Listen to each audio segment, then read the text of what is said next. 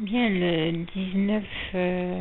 juillet 2014, soit il y a quelques jours, puisque nous sommes aujourd'hui le 22, donc à peu près 2-3 jours uniquement, hein, je vous témoignais de comment Dieu m'avait béni en mettant au cœur de ma voisine de me faire avoir des mangues, et comment le même jour, je crois que ça doit être le 19, l'ennemi ayant vu ça s'est dépêché de faire des gens venir dépouiller comme elle a deux manguiers, les manguiers qu'elle a, pour que je n'ai plus de peur, que Dieu me bénisse encore et ne me donne d'autres manques.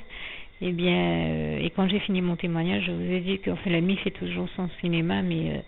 que je rends déjà grâce et gloire à Dieu par la foi, parce que je m'attendais à ce que si Dieu avait décidé que j'ai des manques, eh bien, il démontre sa gloire et qu'il me fasse en avoir quand même. Parce que nous savons que, quelles que soient les basses manœuvres et les coups bas de l'ennemi, Dieu démontre toujours sa gloire et sa volonté s'accomplit toujours. Et tous les bons plans et bonnes mesures que Dieu prend en notre faveur, comme il est écrit dans le psaume 40, versets 5 à 6, et comme ce passage de Job 5, versets 8 à 9 également nous le confirme bien. Les bons plans de Dieu s'accomplissent toujours, la volonté de Dieu s'accomplit toujours, et les bonnes mesures et bons plans que Dieu prend en notre faveur surpassent toujours les mauvais plans du malin et les coups bas, les mauvais coups qu'il nous fait. Et toute la gloire en revient à Dieu, à Jésus, à son Saint-Esprit. Et la preuve encore que c'est véritable et que ce témoignage est véritable, c'est que, comme je vous le disais, je vous l'ai dit, l'ennemi fait tout son cinéma, il fait son scénario, il fait toutes ses basses manœuvres, mais si Dieu a décidé de me bénir et de me faire avoir d'autres manques encore, il permettra que j'en ai. Ben, ça n'a pas raté. Aujourd'hui,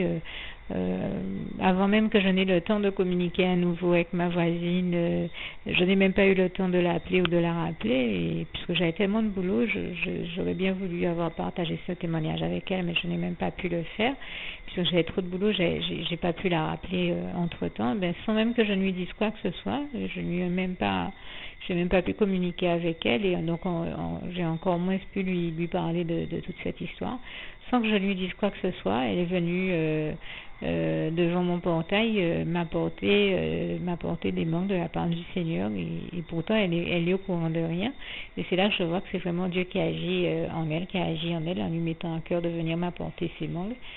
alors que, comme je vous l'ai dit, je n'ai même pas eu le temps de l'informer de quoi que ce soit.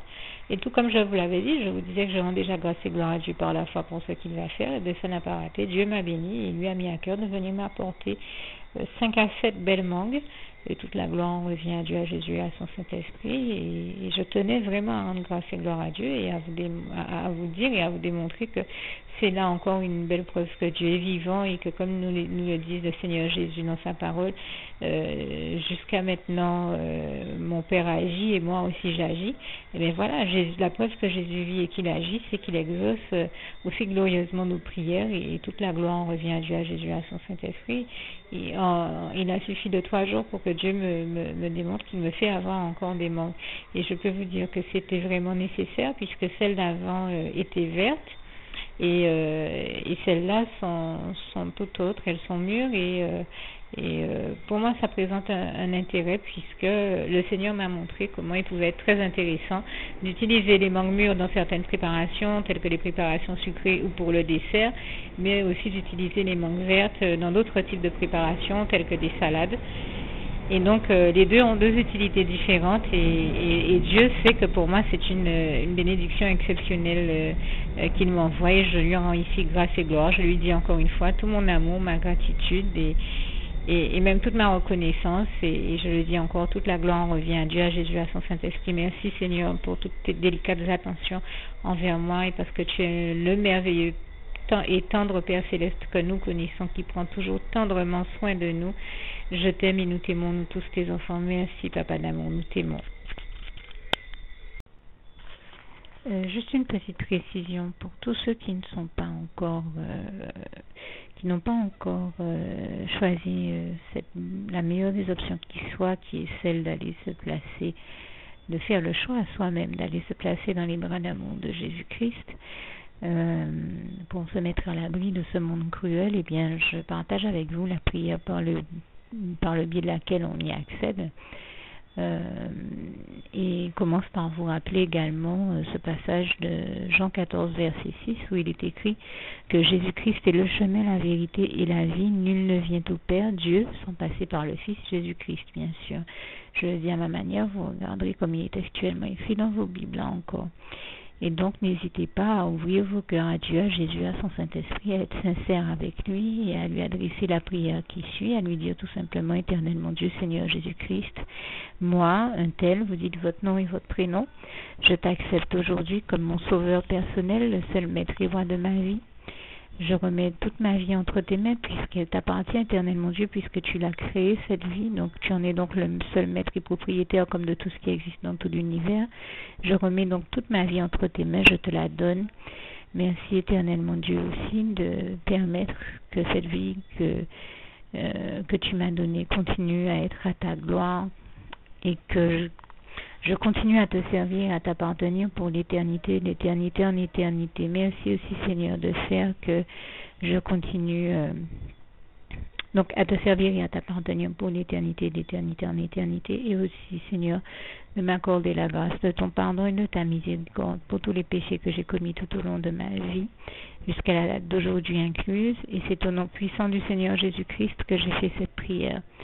Et à vous tous qui avez fait cette prière, je vous dis que Dieu vous bénisse abondamment, puissamment, richement, et surtout n'hésitez pas à la partager avec tous vos proches et contacts, amis, membres de vos familles, collègues, bien-aimés, tous ceux que vous aimez, et surtout tous ceux à qui Dieu vous mettra à cœur, avec qui Dieu vous mettra à cœur de la partager. Et comme j'aime à le dire, si vous n'avez pas encore pris le temps de faire cette prière, comprenez bien que voilà, ça ne vous coûte rien de la faire, c'est gratuit, c'est indolore,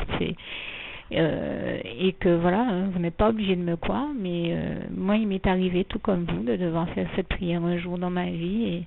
et quand on m'a proposé de la faire, je me suis dit, et si c'était vrai, et si c'était vraiment Dieu qui, par ce biais-là, m'appelait à lui et me demandait de lui donner ma vie, de l'accepter, c'était Jésus qui était en train de vraiment me tendre la main et qui était en train de me demander de l'accepter comme mon sauveur personnel, je ne pourrais pas passer à côté de l'occasion de lui dire oui, parce qu'il faut aussi que je reste ouvert ou ouverte à ce que Dieu peut avoir à me dire. Il faut que je garde mon cœur et mon intellect ouverts à ce que Dieu peut avoir à me dire. Donc je me suis dit, je ne peux pas courir le risque de passer à côté de mon éternité, de passer à côté des meilleures choses de la vie, surtout si le maître et créateur de la vie m'appelle et cherche à me sauver. Pour être sauvé, il faut bien que je lui dise oui, que je souhaite qu'il me sauve. Oui, Seigneur Jésus-Christ, je t'accepte comme mon sauveur personnel. Et c'est le sens de cette prière. Et comme je dis, elle ne nous coûte rien à faire. Et puis surtout, moi je vous dis, du jour où je l'ai faite, j'ai vu Jésus changer ma vie en mieux sur tous les plans. Et donc je crois que ça ne vous coûtera rien, ça ne vous coûte rien vous non plus de la faire et puis d'expérimenter, de regarder comment les choses vont se dérouler dans votre vie, de regarder Jésus changer votre vie en mieux, à vous aussi. Et d'en faire l'expérience. Et pour en faire l'expérience, il faut commencer par faire cette prière. Donc si vous ne l'avez pas encore dite, réembobinez tout simplement cette vidéo ou ce document si vous préférez, réécoutez-le et dites avec moi la prière que vous m'avez entendu mentionner. Et n'oubliez surtout jamais que tout est possible à celui qui croit en Dieu, en Jésus-Christ et en son Saint-Esprit, comme il est écrit en Marc 9, verset 23, et que tout est possible à Dieu, comme il est écrit en Marc 10, verset 27. Que Dieu vous bénisse donc et à bientôt.